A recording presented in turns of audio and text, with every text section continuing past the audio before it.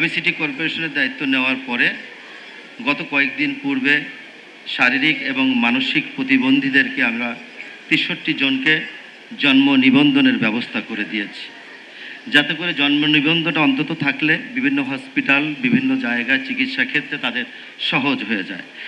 বাকিগুলো আরও অনেকগুলো আছে, আমরা এটা চলমান রেখেছি এবং প্রতিনিয়তই আমরা কোনো না কোনোভাবে আমাদের অফিসে প্রতিবন্ধী এবং যাদের চিকিৎসার জন্য আর্থিকভাবে তারা কোনোভাবেই তার নিজের অর্থ উপার্জনের মধ্য দিয়ে চিকিৎসা সেবা থেকে বঞ্চিত হচ্ছেন, তাদেরকে আমরা সিটি কর্পোরেশনের পক্ষ থেকে প্রতিনিয়ত প্রতিদিন আমরা তাদেরকে সহযোগিতা করে থাকি।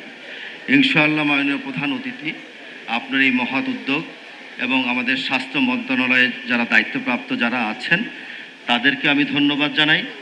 আমরা ঢাকা উত্তর সিটি কর্পোরেশনের পক্ষ থেকে মাননীয় প্রধান অতিথির এই মহৎ উদ্যোগ, আপনি একজন মানবিক মানুষ, আগামী বাংলাদেশ বিনির্মাণে আমরা আপনার নির্দেশে এবং আপনার নেতৃত্বেই এই পিছিয়ে পড়া মানুষগুলোর কাছে গিয়ে আমরা ঢাকা উত্তর সিটি কর্পোরেশনের পক্ষ থেকে সহযোগিতা করতে চাই।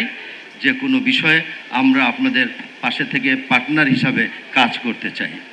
তবে আমাদের হয়তোবা সীমাবদ্ধতা আছে, যতই সীমাবদ্ধ থাকুক না কেন মাননীয় প্রধানমন্ত্রী জনাব তারেক রহমান চায় সবার আগে বাংলাদেশ। এই বাংলাদেশটা এই বাংলাদেশটা আমাদের আজকের পিছিয়ে পড়া মানুষগুলোকে আগামী স্বপ্ন দেখার বাংলাদেশ।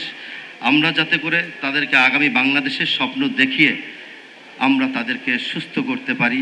আমরা আজকে মাননীয় প্রধান অতিথির সাথে যে হোস্টেলগুলো দেখলাম, উনি খুব মনোযোগ সহকারে বাচ্চাদের সাথে কথা বলেছেন। কেউ চোখে দেখতে পারে না কিন্তু সে সব কিছু বুঝে, আবার কেউ মুখে কথা বলতে পারে না, তোমার নাক কোথায়, তোমার চোখ কোথায়, তোমার মাথা কোথায়, সে কিন্তু হাত দেখিয়ে দিচ্ছে। অতএব আমরা যদি একটু চেষ্টা করি আমাদের প্রিয় সন্তানগুলোকে আমরা হয়তোবা সুস্থ সবল করার প্রচেষ্টায় আমরা থাকলে তার আগামীর ভবিষ্যৎগুলো উজ্জ্বল হবে। আজকে যারা এই মহৎ অনুষ্ঠানে উপস্থিত হয়েছেন আমি আপনাদের সকলকে শুভেচ্ছা অভিনন্দন জানাই। সবাই ভালো থাকবেন। আসসালামু আলাইকুম রহমতুল্লাহ।